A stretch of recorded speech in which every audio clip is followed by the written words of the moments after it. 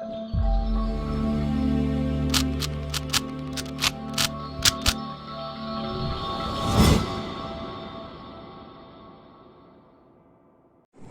Guys, welcome to विवा classes. आज हम स्टार्ट करेंगे class 12 chapter 5 continuity and differentiability exercise 5.1 के बचे हुए 31 टू 34 क्वेश्चन। अच्छे क्वेश्चंस हैं और 34 खास तौर पे बहुत ही अच्छा क्वेश्चन है, ध्यान से सुनिएगा। तो चलिए क्वेश्चन नंबर 31 की अगर हम बात करें तो इसे दो अप्रोचेस से किया जा सकता है। फर्स्ट अप्रोच जो अभी तक हम सारे क्वेश्चन करते हुए आ रहे हैं, दूसरी अप्रोच एनसीईआरटी में एक और मेंशन है कंपोजिट फंक्शन वाली। तो दोनों से करके देखते हैं फटाफट से। पहले अपना फर्स्ट मेथड देखते हैं कि फर्स्ट मेथड क्या है, फर्स्ट तरीका क्या है। तो ये कोई नया नहीं है, ये आप ऑलरेडी जानते हैं। हमें इसकी कॉन्टिन्यूटी चेक करनी है। हम क्या करेंगे, अगर हमें कुछ नहीं बता रखा होता कि किस पे कॉन्टिन्यूटी चेक करनी होती है, तो हम किस पे कॉन्टिन्यूटी चेक करते हैं बच्चों? सी पर कॉन्टिन्यूटी चेक करते हैं, राइट। तो हम इसकी कॉन्टिन्यूटी चेक करेंगे सी पर। तो एक बार इस फंक्शन में सी पुट कर दो एट एक्स इक्वल टू सी। फिर हम चेक करेंगे लेफ्ट हैंड लिमिट और फिर हम चेक करेंगे राइट हैंड लिमिट, और अगर तीनों आंसर इक्वल आ गए तो फंक्शन कॉन्टिन्यूअस हो गया। तो ये हमारे पास फंक्शन है, इसमें x की जगह c पुट कर दो, cos c स्क्वायर। आपको पता है ट्रिगो में साइन और कॉस पक्का पक्का कॉन्टिन्यूअस फंक्शन है, तो हम ये जानते भी थे। तो ये आपके पास cos c स्क्वायर आ गया। Now left hand limit x approaches c का लेफ्ट, फंक्शन यही है। x की जगह हम क्या पुट करेंगे यहाँ पर? x की जगह आएगा हमारे पास c माइनस एच का होल स्क्वायर, और जैसे ही c माइनस एच आएगा हम क्या रख देंगे यहाँ पर? h approaches 0। यही रखते हैं ना हम c minus H. Now h को रख दिया 0, क्या आ गया आपके पास? cos c square. Very simple approach जो हम फर्स्ट अभी तक करते आ रहे हैं। लिमिट x अप्रोचेस c का राइट, c के राइट के लिए आपके पास है फंक्शन ये, ठीक है। अब x की जगह हम क्या पुट करेंगे? इट्स c प्लस एच का होल स्क्वायर, और जैसे ही आप c प्लस एच रखेंगे यहाँ पर क्या आ जाएगा? h अप्रोचेस 0, ठीक है। और h को पुट कर दो 0, ये कितना आ गया? cos c square. अब देख सकते हो तीनों आंसर्स इक्वल हैं, दैट मींस फंक्शन क्या है? कॉन्टिन्यूअस है। नाउ सेकेंड मेथड में कंपोजिट अप्रोच फॉलो करेगी, यानी आपको यहां देखना पड़ेगा कि जो ये फंक्शन है ये किन दो फंक्शन से मिलकर बना है। तो ये जो fx फंक्शन है, अगर हम ध्यान से देखें तो इसमें ट्रिगो और पॉलिनोमियल को मिलाया गया है। तो अगर मैं इनको दो फंक्शंस में स्प्लिट करूं, मान लीजिए gx, तो इसको मैंने ले लिया। सबसे पहले मुझे क्या दिख रहा है? ट्रिगो। देन मुझे क्या दिख रहा है वो अलग करो। पहले मुझे ट्रिगो दिख रही है cos x, और फिर x की जगह पर मुझे दिख रहा है x स्क्वायर। तो अब हम इसे कैसे लिख सकते हैं? इसको लिखने का तरीका क्या है? हम जानते हैं कि cos x ऑलवेज कॉन्टिन्यूअस होता है, पॉलिनोमियल ऑलवेज कॉन्टिन्यूअस होते हैं। तो जब ये दोनों फंक्शन कॉन्टिन्यूअस हैं तो इनके कंपोजिट से बनने वाला फंक्शन भी तो कॉन्टिन्यूअस ही होगा ना, राइट। तो इनका कंपोजिट फंक्शन जो है वो कॉन्टिन्यूअस है। बेसिकली ये क्या बना हुआ है? g ऑफ h, ये देखिए g h ऑफ x आ गया ना। h ऑफ x की वैल्यू क्या है? x square. कंपोजिट मतलब इनके कॉम्बिनेशन से बना है, इन दोनों को अलग करा था, अब हमको कंपोजिट करके दिखा रहे हैं। g ऑफ h यानी g के अंदर h आया हुआ है, तो g इसको बोलते हैं h of x। h of x की वैल्यू कितनी है? x square. अब देखो यहां पर x की जगह पर क्या रखा है? x square. तो यहां पर भी आप x की जगह पर अगर x स्क्वायर डाल दोगे तो क्या आ जाएगा? cos x square. तो बेसिकली g और h को कंबाइन कर कर ये फंक्शन डिराइव हुआ है। तो ये दिखाने के बाद आपने क्या लिखना है? As cos x function is continuous for every value of x। Same polynomial x square क्या है आपके पास? Polynomial function is always continuous.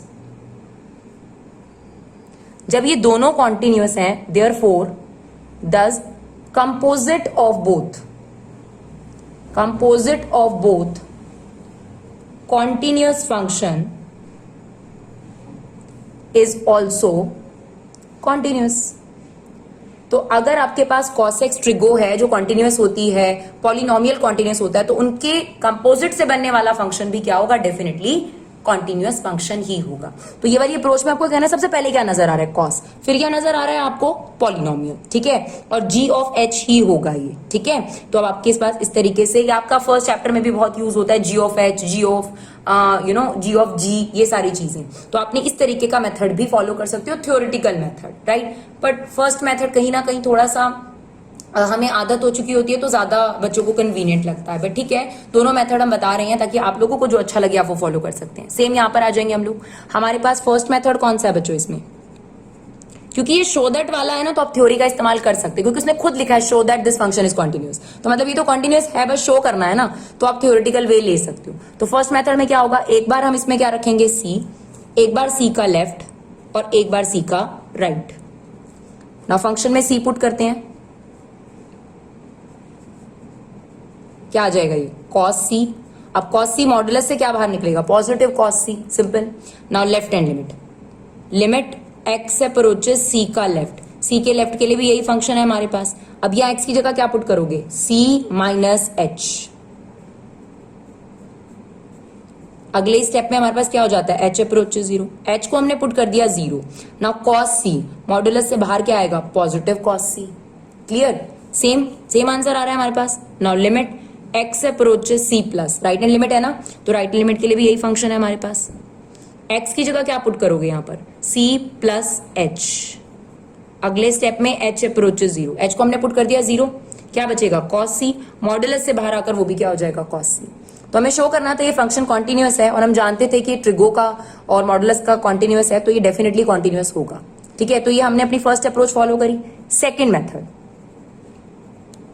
ये दो फंक्शन से मिलकर बना है। कौन से दो फंक्शन, सबसे पहले आपको क्या नजर आ रहा है, पहले ट्रिगोनी नजर आ रही, पहले मॉडुलस नजर आ रहा है, तो मैंने gx फंक्शन लिखा मॉडुलस x, और फिर मैंने hx फंक्शन लिखा cos x, राइट। मॉडुलस के अंदर cos x आ रखा है, that is also g of h। चलो g ऑफ h का क्या मतलब है, g o को हटाते ही आ जाता है hx। नाउ hx की वैल्यू कितनी है, cos x।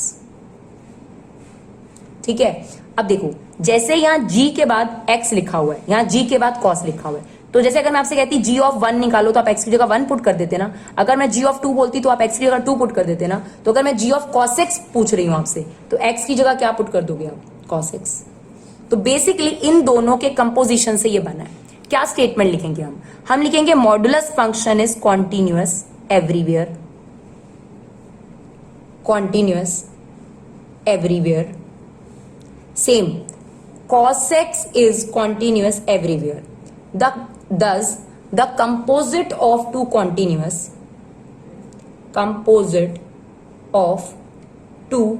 continuous function is also continuous. Right? Clear है? दोनों क्वेश्चन सेम टाइप के थे, एक हमने जो अभी तक की अप्रोच सीखी है वो, और एक कंपोजिट वाली। एग्जांपल्स भी हैं डियर, हमने एग्जांपल भी करके दिखाए हैं, तो अगर आपको लगता है मैम थोड़ा सा और कुछ हमारे पास होना चाहिए तो आप एग्जांपल भी देख सकते हैं। एग्जांपल भी हमने 2-3 जो भी एग्जांपल हैं वो एनसीईआरटी वाले मेथड से भी फॉलो करके दिखाए हैं। सेम यहाँ पर आ जाते हैं, examine that is continuous function और not. Definitely this is continuous, क्योंकि ट्रिगो भी कॉन्टिन्यूअस होता है और मॉडुलस भी कॉन्टिन्यूअस होता है। सेम फर्स्ट मेथड, जो भी आपको अच्छा लगे आप वो फॉलो कर सकते हैं। किस पे चेक करेंगे, सी पर चेक करेंगे। तो एक बार x को सी पुट करेंगे, एक बार सी का लेफ्ट पुट करेंगे और एक बार सी का राइट। फंक्शन क्या है हमारे पास, यही है। अब हम यहां x की जगह क्या पुट कर देंगे बच्चों, c। जो भी c होगा वो पॉजिटिव बाहर आ जाएगा। ठीक है, left hand limit, limit x approaches c का लेफ्ट, फंक्शन तो यही है हमारे पास। अब हम यहाँ x की जगह क्या पुट करते हैं, c minus h, limit h approaches 0। h को हमने 0 रखा, जो भी ये c की वैल्यू होगी पॉजिटिव बाहर आ जाएगी, साइन c आ गया। नहीं तो आप इसे एज इट इज भी रहने दे सकते हैं, कोई दिक्कत नहीं है ना, क्योंकि अभी हमें c नहीं पता। या तो आप ये मान के चलें कि c पॉजिटिव ही आ रहा है, नहीं तो आप ऐसे भी छोड़ सकते हैं। सेम राइट हैंड लिमिट में, लिमिट x अप्रोचेस c का राइट, यही फंक्शन है हमारे पास। यहाँ पर x की जगह क्या पुट करेंगे हम लोग, c प्लस h, और जैसे ही आप ये पुट करते हैं h अप्रोचेस क्या बनता है बच्चों, 0। नाउ h को क्या पुट कर दिया हमने, 0, क्या बचा आपके पास, साइन c। तीनों इक्वल है ना, that means this function is continuous. Second method NCERT ने हमें बताया है तो हमें समझना भी चाहिए, साइन मॉडुलस x। क्या दिख रहा है, पहले क्या दिख रहा है, पहले ट्रिगो दिख रही है, तो gx फंक्शन ले लो साइन x, है ना, और hx फंक्शन कौन सा नजर आ रहा है, मॉडुलस x, दूसरा फंक्शन। तो हमें पता है कि इन दोनों के कंपोजिट से बना हुआ है g ऑफ h, तो it's g of hx। Now hx की वैल्यू कितनी है, दिस वन। अब ध्यान से सुनो, x g of x sine x है, मतलब अगर यहाँ x है तो यहाँ भी x है, तो अगर यहाँ g के बाद मॉडुलस x है तो यहाँ पर भी क्या हो जाता है, मॉडुलस x। ये क्या चीज है बच्चों, g ऑफ h का मतलब होता है जब दो फंक्शंस को एक दूसरे के अंदर मर्ज किया जाता है। तो यहाँ पर जो ये फंक्शन बना हुआ है g के अंदर h आ रखा है है ना, कि साइन के अंदर x की जगह आपने क्या डाल रखा है, मॉड्यूलस x, x को रिप्लेस करके आपने क्या पुट कर रखा है, modulus x, that is what this. ठीक है, तो मैंने अप्रोच भी सेम रखी है ताकि आपको दिक्कत ना हो, हमेशा पहले gx लिया जो फर्स्ट दिख रहा है, सेकंड आपके पास दिस। ठीक है ना, ऐसे जैसे मान लीजिए log x स्क्वायर आ जाए तो पहले क्या दिख रहा है, log और फिर x स्क्वायर, तो जो चीज आपको फर्स्ट नजर आ रही है वो यहाँ पर, देन सेकंड आपके पास यहाँ पर। सेम रीजन लिखेंगे डियर हम, sin x is continuous everywhere, modulus x is continuous everywhere, therefore the composite of both is continuous everywhere। तो हम ये लिखेंगे sin x is continuous for every value of x या continuous everywhere, and modulus x is continuous everywhere, thus the composite of both is also continuous. इसका मतलब जो हमारा ये फंक्शन गिवन है ये डेफिनेटली कॉन्टिन्यूअस है। क्लियर? चलिए क्वेश्चन नंबर 34 देखते हैं, इंपॉर्टेंट वन, ध्यान से समझिएगा इसको, ठीक है ना। तो ये 3 क्वेश्चन एक तरीके के थे। 34 देखते हैं, find all point of discontinuity. यहां पर डियर आपके पास मॉड्यूलस है, यहां पर हम पॉइंट ऑफ डिसकंटिन्यूटी खास तौर पे निकाल सकते हैं। कैसे, इसको ध्यान से समझना है। देखिए जनरली कभी भी आपके पास मॉड्यूलस गिवन हो तो मॉड्यूलस की जो अंदर की वैल्यू है उसको आप 0 के इक्वल रख लो। तो 2 मॉड्यूलस हैं, एक ये और एक ये। अगर मैंने इसे फर्स्ट वाले को 0 के इक्वल रखा तो x की वैल्यू आई 0, इसे 0 के इक्वल रखा तो x की वैल्यू आई -1। अब आप एक काम करो, नंबर लाइन बनाओ, 0 और यहां पर क्या आएगा आपके पास -1 और यहां क्या आएगा -∞ और ये क्या आ गया इन्फिनिटी। अब आपको इस फंक्शन को ब्रेक करना पड़ेगा, यानी आपको ये जानना पड़ेगा कि -1 के लेफ्ट के लिए फंक्शन कौन सा है, -1 और 0 के बीच में फंक्शन क्या आएगा और 0 के राइट के लिए फंक्शन क्या है, ये आपको फंक्शन निकालना पड़ेगा। तो अब ध्यान से समझिएगा कैसे निकालेंगे इस फंक्शन को। सबसे पहले हम चेक कर रहे हैं x की वैल्यू लेस देन -1, यानी -1 के लेफ्ट के लिए फंक्शन चेक कर रहे हैं। ठीक है, तो फंक्शन कैसे डिफाइन करेंगे देखिएगा ध्यान से। अगर मैं यहां की बात करूं तो इसकी वैल्यू क्या होगी, -1 के लेफ्ट में कोई भी वैल्यू पुट करो, -2 नेगेटिव ही होगा ना, ये -3 नेगेटिव ही होगा ना। हमेशा याद रखो मॉड्यूलस के 2 फेस होते हैं, एक पॉजिटिव वाला फेस होता है, एक नेगेटिव वाला फेस होता है। कौन सा फेस अप्लाई होगा ये डिपेंड करता है कि वैल्यू क्या रख रहे हो आप। तो आप देखो अगर आप -1 के लेफ्ट में कोई भी वैल्यू रखोगे, -2 रखोगे, -3 रखोगे, -4, इसका फेस कैसा है, नेगेटिव। इसीलिए हम यहाँ पे इसको नेगेटिव x खोल रहे हैं। ठीक है, सेम इसके लिए आ जाओ, ये वाला नेगेटिव तो लगा हुआ है। अगर मैं यहाँ पर -2 पुट करूं, -3 पुट करूं, -4 पुट करूं, अल्टीमेट रिजल्ट नेगेटिव आएगा। तो यहां पर इसका भी हमने खोल दिया -x+1 फेस। मतलब हमेशा याद रखना है कि मॉड्यूलस के कितने फेस होंगे आपके पास। जैसे अब ये आपके पास मॉड्यूलस है, इसके 2 फेस हैं, एक नेगेटिव वाला एक पॉजिटिव वाला। अब कौन सा फेस लेना है वो डिपेंड करता है कि आप उसमें वैल्यू क्या पुट कर रहे हो। तो यहां पर हम क्या वैल्यू पुट कर रहे थे, नेगेटिव, राइट। तो ये बन गया -x+x+1, तो ये कटकर हमारे पास आ गया 1। ठीक है डियर, तो हमें -1 के लेफ्ट के लिए फंक्शन मिल गया, दैट इज 1। अब हम दूसरा फंक्शन निकालेंगे -1 और 0 के बीच में। ठीक है, इसके लिए फंक्शन निकालेंगे। चलो देखते हैं इसमें क्या होती है, इस मॉड्यूलस के फेजेस क्या होंगे। अब देखो अगर मैं -1 से 0 के बीच में कोई वैल्यू ले लूं, लाइक -0.5 ले लेते हैं, है ना। -0.5 मैं इसमें पुट करूंगी तो इसका आंसर क्या आएगा, नेगेटिव ही आएगा। तो इसका तो मैं नेगेटिव फेस खोल देती हूँ। लेकिन अगर मैं -0.5 यहाँ पुट करूंगी तो इसका आंसर क्या आएगा, आप चेक कर सकते हैं। देखिए अगर मैंने यहाँ पुट करा -0.5+1 तो आंसर आएगा पॉजिटिव में। तो इसका मतलब इस वाले मॉड्यूलस का फेस क्या होगा, पॉजिटिव। ध्यान से समझो, -1 से 0 के बीच में कोई भी वैल्यू ले लो। फॉर एग्जाम्पल इसके बीच में आ गई -0.5, राइट। -0.5 इसमें पुट करोगे तो नेगेटिव आएगा ना, लेकिन अगर आप इसमें पुट करोगे तो पॉजिटिव। तो ये वाला नेगेटिव लगा हुआ था, लेकिन इसका मैंने फेस क्या लिया, जैसे इसका फेस नेगेटिव लिया था, इसका फेस मैंने पॉजिटिव लिया। ठीक है, अब इसे सॉल्व करो, -x -1, तो दिस इज -2x -1।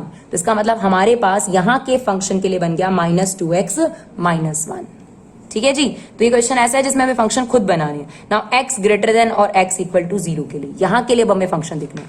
अब देखिए 0 के राइट की कोई भी वैल्यू पुट करिए, 1 2 3, ये क्या फेस दिखाएगा, पॉजिटिव, है ना। तो इसको हमने ले लिया पॉजिटिव x। और अगर मैं यहां पुट करूं 1 2 3 4, ये भी पॉजिटिव ही आंसर आएगा। तो इसको भी हमने ले लिया इसका पॉजिटिव फेस, यानी इसके आगे क्या लगा हुआ है, पॉजिटिव, राइट। ये वाला नेगेटिव तो यहीं से हमने लिया है। क्लियर है मेरी बात, चलिए अब इसे ओपन करते हैं तो ये आ जाएगा आपके पास -1। तो हमारे पास जो फाइनली फंक्शन क्रिएट हो गया वो 2 पॉइंट पे क्रिएट हो गया, -1 और 0 पर। क्लियर? तो मॉडुलस के केस में थोड़ा सा ध्यान देना है बच्चों, -1 से लेफ्ट में कोई भी वैल्यू रखो, -2 -3 ये नेगेटिव आ रहा है, यहां पुट करो इसका रिजल्ट भी नेगेटिव आ रहा है, तो इसके लिए भी नेगेटिव आगे लगा दिया, इसके लिए भी नेगेटिव लगा दिया। -1 से 0 के बीच में कोई भी वैल्यू लो, -0.5, ये नेगेटिव आ रहा है इसलिए इसके बाहर नेगेटिव लगा दिया, लेकिन ये पॉजिटिव आ रहा था इसलिए इसका पॉजिटिव ही आपने लिया है। ठीक है? और अगर x > 0 की बात करें तो दोनों ही पॉजिटिव आ रहे थे, दोनों को लिए तो हमारे पास फंक्शन तैयार हो गया। अभी हमने इसकी कॉन्टिन्यूटी चेक करनी बाकी है, तो चलिए इसकी कॉन्टिन्यूटी चेक करते हैं। तो पहले तो फाइनली इसका फंक्शन तैयार करते हैं। तो ये जो फंक्शन बना आपका 1 आंसर है अगर x की वैल्यू लेस देन है -1 से, -2x -1 है अगर x की वैल्यू -1 से 0 के बीच में है, और हमारा आंसर -1 है अगर x की वैल्यू > 0 है। यानी आपको यहां पर कॉन्टिन्यूटी एक तो -1 पे भी चेक करनी पड़ेगी क्योंकि -1 का लेफ्ट और राइट भी दे रखा है और 0 का लेफ्ट और राइट भी दे रखा है, तो दोनों पे चेक करते हैं। सबसे पहले एट x = -1 पे इसकी कॉन्टिन्यूटी चेक करते हैं, राइट? तो लेफ्ट हैंड लिमिट और राइट हैंड लिमिट ही चेक कर लेते हैं, काफी है, उसी से काफी अंदाजा हो जाएगा हमें। तो लेफ्ट हैंड लिमिट अलग से चेक कर रहे हैं, लिमिट x अप्रोचेस -1 का लेफ्ट, -1 के लेफ्ट के लिए आपके पास क्या है, ये रहा आंसर। ठीक है, 1। नाउ लिमिट x अप्रोचेस -1 का राइट, -1 के राइट के लिए आपके पास है फंक्शन ये। अब यहां पर आपका आंसर कितना आ गया, 1, क्योंकि लिमिट कांस्टेंट पे तो अप्लाई होगी नहीं। यहां पर हम x को क्या पुट करेंगे, -1 प्लस h, और ये -1 लगा हुआ है। Now limit h approaches 0, h को यहां 0 रख दिया, कितना आ गया बच्चों यहाँ पर, 2 - 1 = 1। तो left hand limit right hand limit के इक्वल आ रही है, इसका मतलब ये फंक्शन क्या है, -1 पर कॉन्टिन्यूअस है। चलिए 0 पे भी चेक कर लेते हैं, 0 का भी लेफ्ट और राइट ही ले लेते हैं। क्यों हम ऐसा कर रहे हैं, बिकॉज हमें पता है कि राइट के लिए सेम फंक्शन है ना, तो इसीलिए। तो राइट हैंड लिमिट और left hand limit. Now left hand limit के लिए फंक्शन है हमारे पास लिमिट x अप्रोचेस 0 का लेफ्ट। यहां से देखिए 0 के लेफ्ट के लिए कौन सा फंक्शन है हमारे पास, ये देखिए 0 के लेफ्ट के लिए ये फंक्शन है, तो यहां पर आ गया -2x -1, और 0 के राइट के लिए डायरेक्ट हमारे पास फंक्शन है -1। तो राइट हैंड लिमिट तो आप डायरेक्ट लिख सकते हैं -1, उसमें कुछ भी करने की जरूरत नहीं है। यहां पर अब x को क्या पुट करेंगे, 0 - h, limit h approaches 0, h को क्या पुट कर दिया आपने, 0, ये भी 0 हो गया, आंसर कितना आ गया, -1। तो यहां पर भी आपके पास left hand limit right hand limit के इक्वल आ रही है। इसका मतलब दोनों ही पॉइंट पर ये फंक्शन क्या था आपके पास, कॉन्टिन्यूअस। तो इसमें जो अलग सी चीज थी वो क्या थी, आपको पहले फंक्शन खुद बनाना था, है ना, जो अभी तक आप लोगों ने नहीं किया था। इस क्वेश्चन में थोड़ा सा अलग था, बाकी उसके बाद कॉन्टिन्यूटी चेक करने का काम तो आपको पहले से भी आता है। तो आई होप आपके लिए वीडियो यूजफुल रहा हो। अगर आपके लिए वीडियो यूजफुल रहा हो तो इसे शेयर जरूर करिए, हमें सपोर्ट जरूर करिए, कमेंट देकर हमें फीडबैक दीजिए। कोई भी इंप्रूवमेंट आपको लगता है कि जरूरत है तो प्लीज, क्योंकि आपका फीडबैक हमारे लिए बहुत मैटर करता है। Thank you so much guys for love and support, keep supporting Vibha classes.